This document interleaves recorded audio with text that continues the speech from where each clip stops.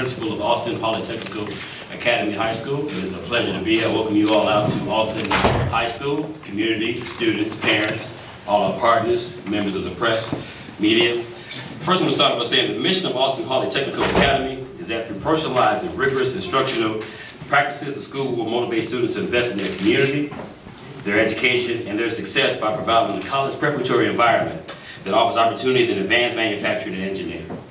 So without further ado, I'm going to introduce Mr. Jorge Ramirez. Thank you. Thank you, Principal Mohammed, and thank you for hitting the ground running. As you had a very short period of time to prepare and get everything up that you needed to do, and you've done a great job with that, so I can't thank you enough for that. Before I get into a few of my remarks, I also want to acknowledge some of the Chicago Manufacturing Renaissance Council members that are here with us today. Co-Chair Steve Kirsten is here with us, Joe Pijanowski, and also Dan Swinney, who's with us with the Center for Labor and Community Research and CMRC, and to the staff here at Austin Polytech. This has been a very long time coming. It was about 6 years, a little over 6 years, that this was really just a concept.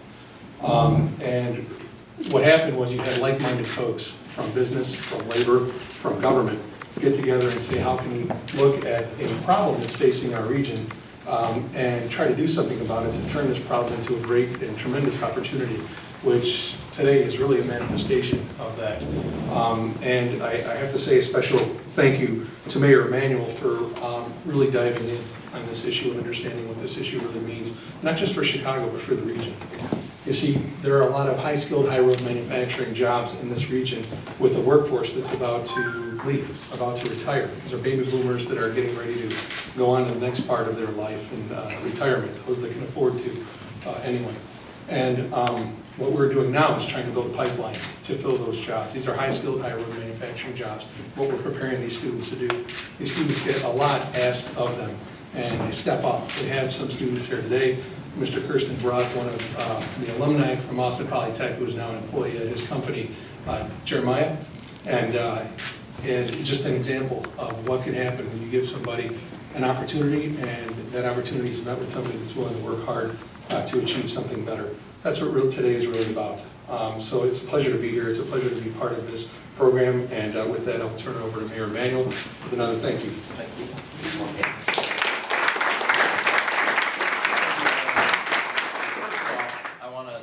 Thank Jorge, well, he was thanking me, most importantly because as soon as I got elected, he had mentioned this school, Austin Polytech, and said, you've got to get over here, you've got to see it. Now, I had known about it because President Obama had been a big advocate of Austin Polytech High School as a way to make sure that we're training our workers in manufacturing and engineering space and capacity for future employment in advanced manufacturing.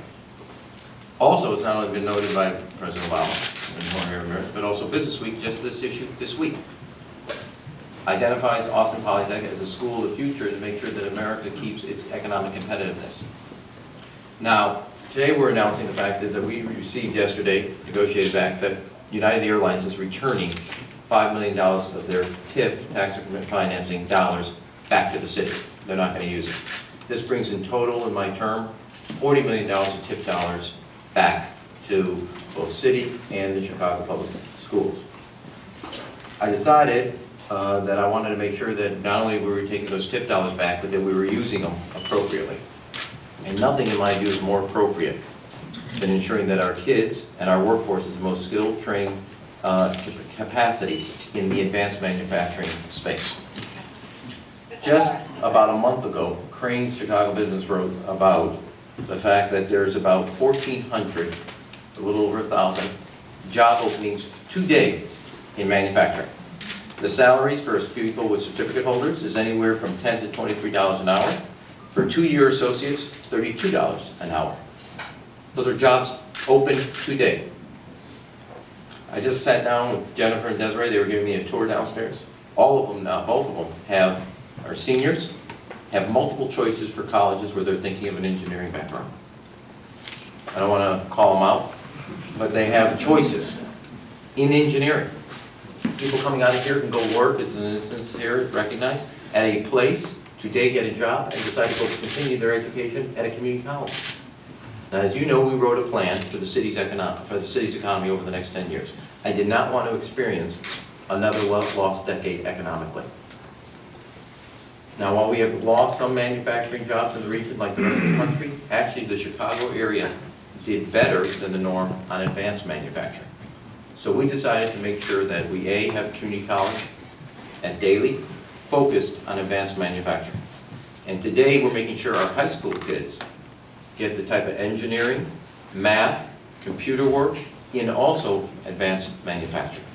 They can graduate today with college choices, community choices, college choices, and career ready to go be hired at all those 1,400 positions that are paying good wages.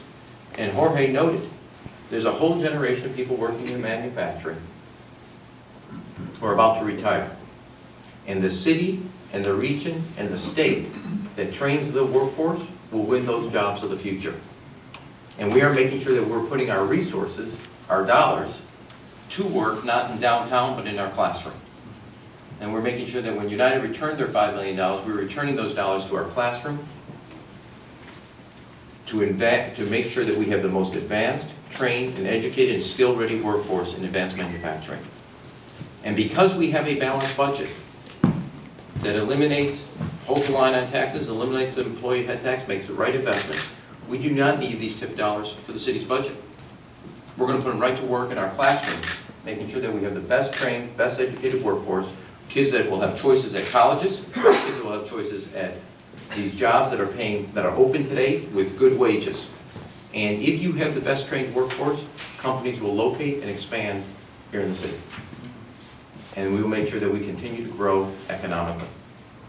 Now, this is also significant because today, parents are going to be going for the first time to schools not only to pick up their kids' report card, but because CPS has made the changes, they will pick up the report card on their kids' schools, bringing a level of accountability into the system.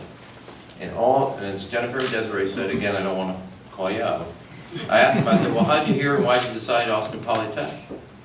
They said, well, one of them said, my grandmother made the choice for me because she told me it was a great school.